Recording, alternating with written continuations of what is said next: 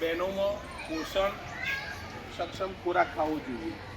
એનું કારણ શું કે આપણે ઋતુસ્રાવની પ્રક્રિયા થતી હોય બરાબર મહિને એટલે એમાં શરીરમાં પોતાની પોષક તત્વો મળી રહે. બીજું કોઈ પણ કાર્ય કરવું હોય તો એના માટે ફરજિયાત ઉર્જાની જરૂરિયાત ઊભી થાય. ઉર્જા ક્યાંથી મળે? પોષણમાંથી. આપણે જે પોષણ મેળવીએ એમાંથી ઉર્જા મળવાની પ્રક્રિયા થાય. બીજું બાળ લગ્ન પ્રથા અત્યારે તો બહુ ઓછી થઈ ગઈ, પણ હાલે ચાલુ છે. બાળ લગ્ન પ્રથાઓમાં નાની ઉંમરમાં દીકરીઓના મેરેજ કરે એટલે પછી શું થાય? પાછળ ભણવાનો અભ્યાસ છોડી દેવાની પ્રક્રિયા થાય. જો આ ભણવાનો છોડી દઈએ તો શું આપણને ખબર છે ફરજિયાત એજ્યુકેશન દરેક વિદ્યાર્થીમાં હોવું જોઈએ. જો એજ્યુકેશન ના હોય તો પાછળ ઘર નિભાવવા માટે પણ જરૂરિયાત ઘણી વખત ઊભી થતી હોય આકસ્મિક કારણોસર.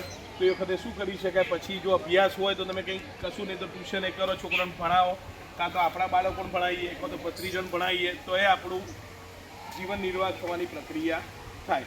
એટલે બેટા સૌથી મહત્ત્વનું કે બાળ લગ્ન પ્રથામાં કદી સક્ષમ રહેવું નહીં. અને હોય તો મને ફોન કરવું ચિંતા વગર, હું કહીશ, તમારા વાલીને સમજાવીશ બરાબર. બીજું કે પોષણ સંબંધીમાં આપણને ખબર છે કાર્બોદિત, પ્રોટીન, ચરબી જેવા ખોરાકોમાંથી પોષણમાંથી આપણને એવા પોષક તત્વો મળવાની પ્રક્રિયા થાય. આ પોષક તત્વો એ ખોરાકમાંથી જ મળે. તમને કોનાથી મળે? ખોરાકમાંથી. પછી બહેનોમાં મોટાભાગે HB ઓછું હોય, હિમોગ્લોબિન. શું ઓછું હોય? HB haemoglobin. કારણ કે ઋતુસ્રાવની પ્રક્રિયાના કારણે બેટા આ હિમોગ્લોબિનની શક્યતા ઘટતી જાય. તો હિમોગ્લોબિન ઘટતું હોય તો એના માટે પણ ઉપચાર છે ઘણા, કે લાલ કલરના, એટલે ધારો કે ટામેટાની ડીશ બનાવી ખો, ગાજર ખો, બીટ ખો, સફરજન, આ બધી વસ્તુઓ ખાવાથી આપણા શરીરમાં HBનું પ્રમાણ વધવાની પ્રક્રિયા થાય. અને HBનું પ્રમાણ જેમ વધશે એમ શરીરમાં રોગ પ્રતિકારક શક્તિ વધે. રોગ પ્રતિકારક શક્તિ વધે એટલે શરીરમાં કોઈ પ્રકારનું નુકસાન. રોગ પ્રતિકારક શક્તિ શું છે બેટા? તો શરીરમાં જે જીવાણુ હોય એની સામે રક્ષણ મેળવવાની પ્રક્રિયા. તાવ આવ્યો હોય, શરદી થઈ હોય તો આપણામાં એન્ટીબાયોટિક ગોળીઓ આપવામાં આવે છે, ખબર છે ને? એ એન્ટીબાયોટિક ગોળીઓનું કારણ શું? તો રોગ પ્રતિકારક શક્તિ વધારવાની પ્રક્રિયા થાય બરાબર.